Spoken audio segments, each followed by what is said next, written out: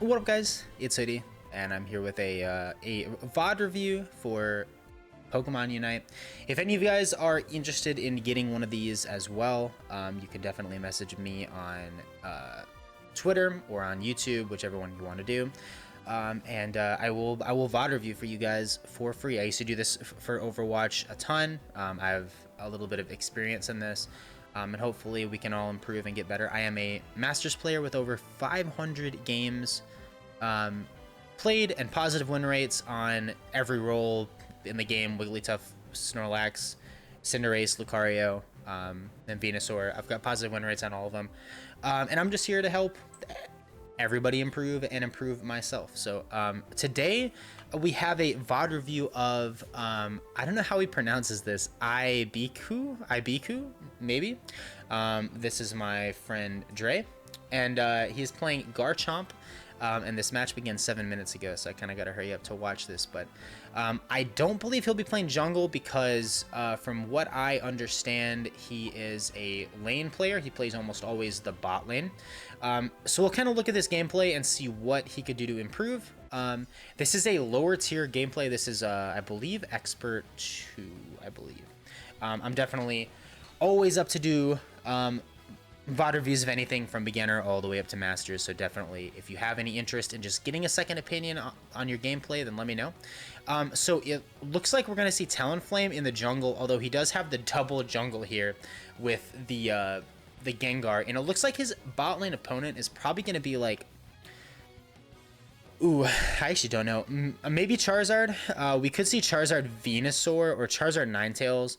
Charizard Ninetales would be really, really oppressive in the jungle against him. I'm not gonna front. So we'll see how that goes. But it looks like he's going bot lane with a Gengar, which already is kind of sus. And the Ghastly is going to get the last hits. I think one thing that if you're going to try to improve out of a lot of the ranks like this is, number one, you got to have a strong mental, right? And he is doing the right thing of going up to challenge this contested Audino. A lot of times you don't want to be the first one to hit this Audino, but if the enemy team's going to do what they're doing here and just AFK and let you have it, then you might as well take it, right? Like once you get to higher elo, you're going to have people contest you for that Audino. But right there, we did not see it. And this may be against actual bots. I've never seen a human being just face in down mid. Please flash at this man. Please flash. What is going on? Oh, but okay, but now he's dead. Now he's dead. There's no way he gets out of the... Oh, the jungle's there, but the jungle's level 3. What are you doing? Why is their jungle there level 3? Okay, well, he died, but why was their jungle there only level... I'm so confused. It looks like his team has the jungle advantage with their Talonflame being level 5, although the Absol's going to get some EXP from this. But anyways, all right, I'm going to pause because I always get on these tangents and then new things happen in the game and I don't get to express everything that I'm saying. So, two things.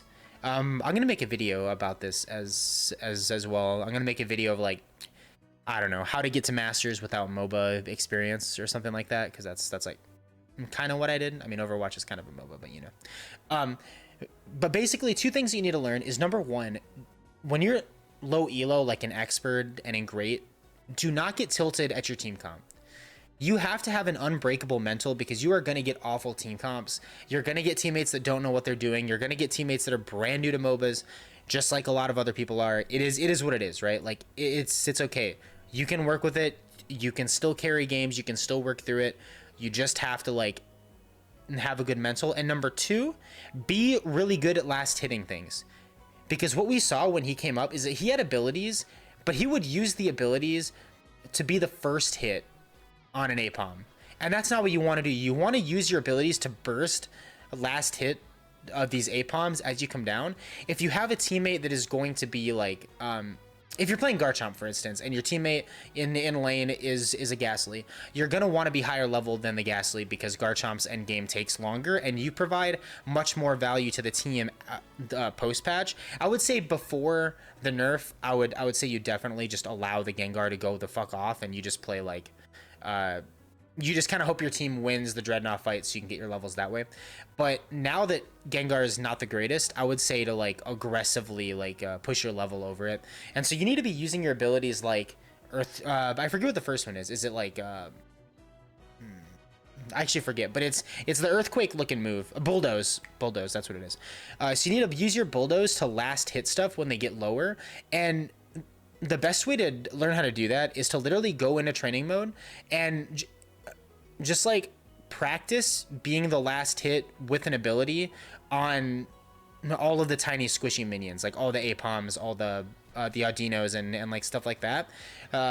So that way, when you get into the game, you know how much damage your abilities do to those minions, and you can be better at last hitting them. Because a lot of times you're going to have teammates that even as like supports or tanks are not going to allow you to last hit stuff, so you just have to be better than them at last hitting. It also really helps when you're contesting stuff against your teammates. Like normally that Audino that he got is like usually contested, right? So you're gonna have to fight with the other team for it, and so you're gonna have to be better than them at last hitting that Audino to steal that experience, because that early game experience is so like important. But yeah, so that's basically, I am now done with my tangent. We'll go on. We're still in minute 1. But the Absol did score, and we're gonna see Dre walk down to the. He's gonna try to get this B. He does steal it from the Charmander. I'm still not convinced these aren't bots, because I've seen a lot of bot games. I'm not 100% sure. I don't know how that Haunter got out right there, but. He's gonna get out, and now the Haunter with like 5 HP is gonna aggress the Ninetales. Yeah, I mean, what did you think was gonna happen? what were you expecting? I'm really interested for this game to see how many people rotate down from top for the Dreadnought fight. Yeah, look at this Absol dude. He has to be a bot. I can't believe he scored. He can't keep getting away with this. He flashed out. He can't keep getting away with this, bro. Oh my goodness. This is truly legendary gameplay that I'm witnessing. I need to take notes. This is actually like incredible. I actually can't believe it. But that was a good use of Sand Attack there to kind of help Caleb get out, or like whatever. I called him Caleb only because of his name. It was a really good Sand Attack to help his Haunter get out, and the Absol again overextending. So now we have level 5. Gonna be level 6 after this kill, which is a pretty good evolution. I think this has to be bots, right? Right, like there's such a massive level advantage before Dreadnought. That never happens. Their Ninetales is actually kind of popping off. Their Ninetales is the same level as Dre's team's jungler, and he's been in lane the whole time. That's actually crazy. But now you kind of just have to, like, again, you try to use your abilities here to last hit. I'm not sure if he got that. I actually did not see. I don't think he did. I think the Charmeleon might have gotten it.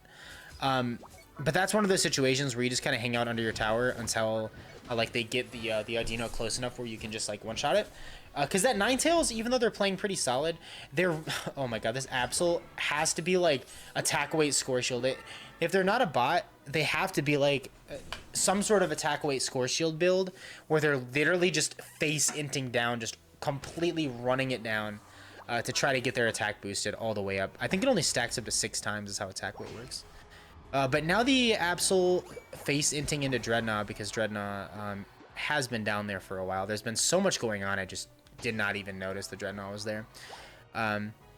Which is probably the most important thing. But we're going to see them attempt to fight the Dreadnought now. There's no one here to contest them. They should be able to get this pretty free. The Haunter's level 8, so he does have Hex. But he is running Shadow Ball, so... I laugh there, but I don't know with the new buffs if Shadow Ball is actually not viable or not. I've been seeing it more often, but I feel like you still just go like the shields. I mean, sorry, you still just go the Sludge Bomb Hex, right? I would think. And now this is something too. I don't really like this play. So he didn't fully commit here or anything. And a lot of people just like mindlessly kind of do this after they take a goal, or not after they take a goal, but after they take the Dreadnought fight. So you've already gotten the first goal down right there, right? So you're in a really good spot for the next Dreadnought, because basically like your goal is to get the enemy team's top goal down so that they can't sit and heal under that goal that's right next to Dreadnought when the second Dreadnought fight comes. However, you probably don't want to score on that second goal. because you want to leave that up for endgame Zapdos scoring. And like one of the other issues that happens, and this may not happen here because these guys are complete bots, but this is something that you should probably practice anyway. It is that after you take the Dreadnought, if you already have goal advantage on your side of bot lane, just immediately rotate to Rotom if it's still up, or just go back to farm, like kill the bees that are in the middle of lane right now. Just like immediately farm, because honestly, pressuring this goal, scoring on it when it's not double points does not help you. It's not very good. It really doesn't do much. And also, it is going to, if you end up dying, the experience that you just gained from, because obviously fighting people under their goals, especially that close to base, is usually not going to be the easiest of fights, right? So if you end up dying, the experience that you just got from killing Dreadnought, you're giving a lot of that back to them, because they're killing you and they're closing that EXP gap, making that the next Dreadnought fight a lot closer than it has to be. Like obviously in this situation, their Charmeleon and their Absol have proven to be bad players, right? So probably this Gengar is going to go up and just absolutely destroy this Charmeleon in like 2 seconds. And then the Absol's off in La La Land doing whatever the fuck he's doing. I have absolutely no idea. But just as a general practice, it's better to, as soon as you get the EXP, as soon as you get that EXP gap, like from winning the Dreadnought, don't push it and try your best not to die to give them back that EXP. So fight for the farm in your lane. Fight for the Rotom, but you don't have to fight for that second goal. Like after you kill that second goal, before the 2 minutes, it literally does nothing for you. It's so much risk and so little reward for pushing that down the lane. But that's just something that I see a lot that I think that people need to get better at. But here we go. We are going to see. I actually think the Gengar is going to get under, but he is actually pushing this, and he's just trying to score. He dropped 26 there. Their Gengar almost died. Yeah, this guy has to be a bot. He's literally standing still. I just found a bot game. I know people have been talking about like the bot games happening a lot, but I like legitimately just found a bot game. That's actually crazy. This Absol killing the farm in the middle of the lane. He ran to the enemy team's. He's gonna score. He definitely has like score shield level 30. that man got so much shield right there when he tried to score. That's actually crazy. But yeah, like at this point, you just rotate up to your team where like where the Rotom is. Like there's no point in them like hiding around in the middle of the game, like chilling. You probably want to go up and you want to fight Rotom. I mean, if you get this kill in the middle, it's fine again. But yeah, I mean, you're kind of like benefiting off of these guys being really, really bad, because a lot of these. Oh, he is also running Dragon Rush and then Earthquake, which does do a lot of damage. I like the ult there. The ult's a really good ult. That should end up netting the kill on the Venusaur, I would think. Yeah, and then you can hit this and probably go take Rotom. I would think you'd take Rotom. I guess he's gonna go back to defend his goal, but again, like losing your goal there doesn't matter at all. I think it's probably better to go take the Rotom, because now the Ninetales is up there, and in a real game situation, that Ninetales Crustal Venusaur are going to be really, really hard. And now there's no time for Rotom, which I guess is fine, because if your opponents get Rotom here, it really doesn't matter. So Rotom almost like a self baits. Also, this Absol is literally unreal. I've never seen anything like this in my life. There's no shot this guy's a real person. Yeah, he's absolutely dead. But we have a Charizard fighting the Slowbro down here for the Dreadnought. What the hell is going on? Yeah, he is super dead. But that's a second Dreadnought win right there. But yeah, they did get the Rotom up top, and they did score, which gives them the lead, right? Like, so technically they have the lead because you didn't rotate up to fight Rotom earlier. You would have had a point lead if you just, after killing the Dreadnought, immediately went to Rotom. I'm not sure where you're going right now. I guess going up to score at the top goal, but there's only 3 minutes left, so like you don't really need, or I mean there's only a minute left, so you don't really need to score here. I guess you just see the enemy team score and think that you have to go score, but you don't really have to. Honestly, having points in your inventory when the 2 minute mark hits is pretty good. But their Ninetales is up here kind of going ham. We're gonna see another ultimate, which I don't really agree with that ult, because they've already destroyed your goal, right? They've already gotten the points. You ulting here gets you 2 kills, and like That's cool. That makes you feel good. But now you don't have that ult for the Zapdos fight, which is in 30 seconds. Unless your team pokes for a while and you're able to get it back up. So using an ult, like, because this is in a selfish way. So using this ult in a selfish way, just to kill these two people, because them down there kind of does nothing for them. Like, they don't really get much, right? Like, they're not really scoring double points. They're out of position anyway, so the longer they're there is even better for you. Like, if you would have not ulted and say you kill them at like the 2-minute 10 mark, like instead, because your Cramorant's there with you, and if people on your team, actually there's two people there with you. There's the Cramorant and the who else is there? The Cramorant and the Talonflame are there. So like, if you wait, right? So you have you've got a man advantage. If you wait and you kill them closer to the 2-minute mark, because they're at a reasonably high level, their cooldown for respawning is going to be so much longer, and they're literally not going to be there when Zapdos spawns. And so then you get an easy, like, I don't know what it would be, 5v3 fight there. You get a 5v3 fight at the Zapdos, and it makes this game super free. And you have your ult, and you still have the ult in a 5v3 situation. So I think holding it in that spot is always better. You never want to use ultimates right before Zapdos, like, especially if it doesn't matter, which, to be fair, not much matters before Zapdos, and not much matters before double points. So yeah, that's just my my little mini rant there. But he is probably going to kill this Crustle. If the Crustle gets away, that was the worst ult in the history of humankind. He gets away. Yeah. Oh, that's bad. That's actually super painful. That's actually super omega painful. And now we're going to see the team grouping up for the Zapdos fight. The Ninetales is now back, which was the big kill there, was killing the Ninetales. And the Ninetales is now back and trying to 1v1 your Talonflame, which I honestly feel after the buffs, like, Talonflame kind of dumpsters them. At the bottom, we see an overextension. Honestly, okay. So this is a good teaching moment.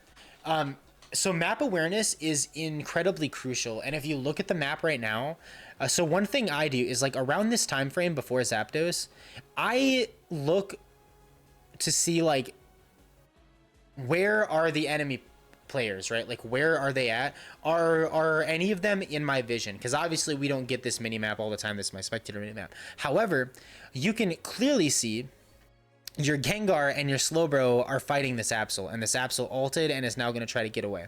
So, one thing that you could do, which you saw this maybe 30 seconds ago, maybe 20 seconds ago. So if I see somebody out of position like that, I instantly rotate to my team. Because again, if you get this pick around the 2-minute mark, they are a man down, and it gives you the experience of also killing the person, and also the ult charge of also killing the person. It gives you the experience, and it gives you the man advantage for the Zapdos fight, because this Absol is level 12. It is under 2 minutes. He's probably going to have like a 18-second cooldown to come back. So realistically, and also the Absol and the Slowbro just use their ults, which is, like, probably not the best thing in the world. The Slowbro ulted him and then didn't kill him. That's kind of bad.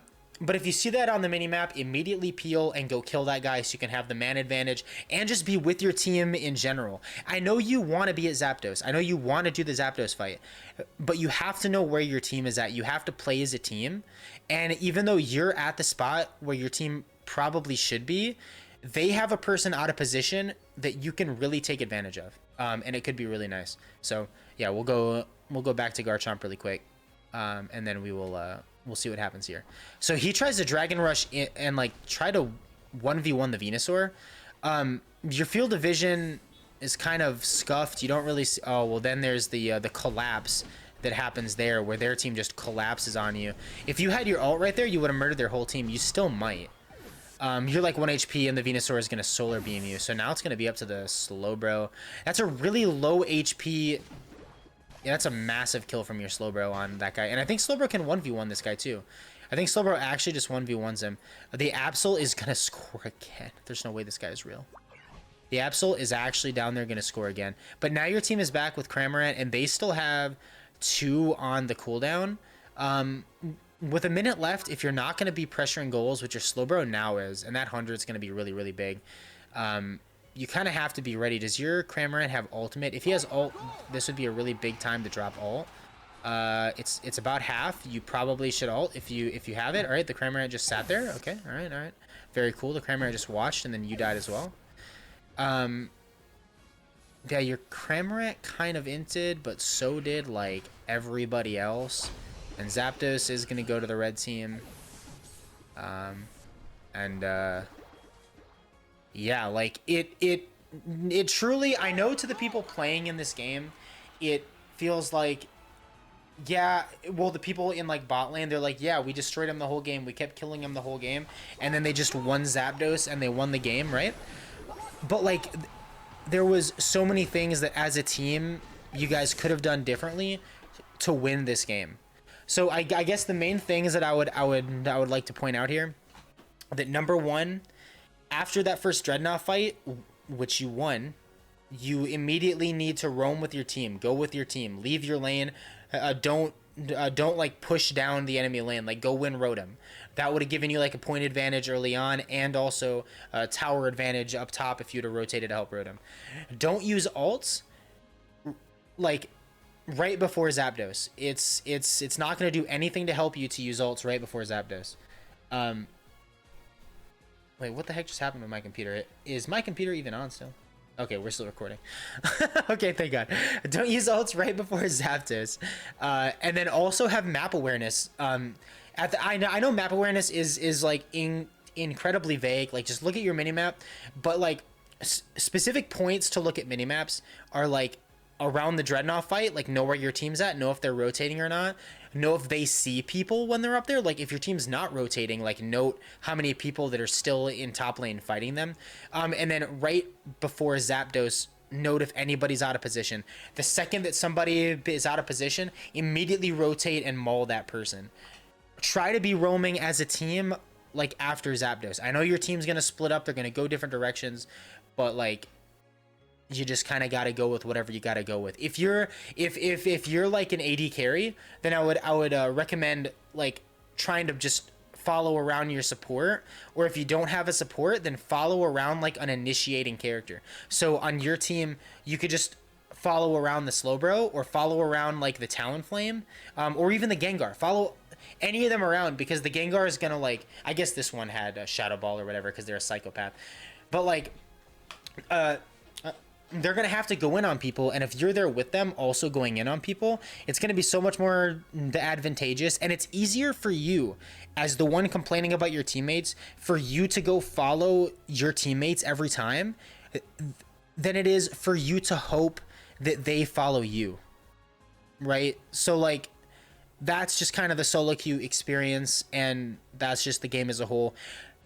Thank you, Feral King, or Dre, thank you for letting me review this game. I feel like I was able to get a lot of really good points out here. I really want to see you, like, improve at this game. I know you can be really good at this game. And I definitely hope to be doing with you in Masters games super soon. But thank you guys all for watching. If you guys, again, have any other games you want me to review, send them in. I will gladly review any footage that you guys have. But yeah, I will talk to you guys later. Have a good night. See ya.